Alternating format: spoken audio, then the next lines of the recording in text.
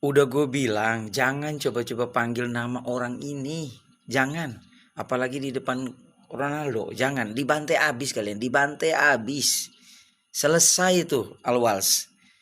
Ini fans Al-Wals nih kok aneh ya gitu loh. Ini lu menghadapi Al Nassr.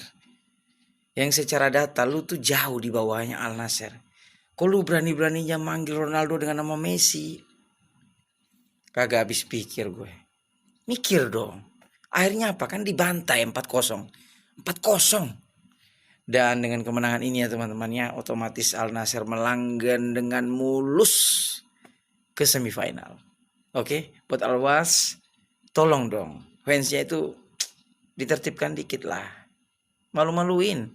Ini orang udah 40 tahun juga masih aja diteriakin-teriakin seperti itu. Udah nggak zaman ya, oke? Nggak zaman. Dan tolong diperbaiki itu. Welcome to semifinal.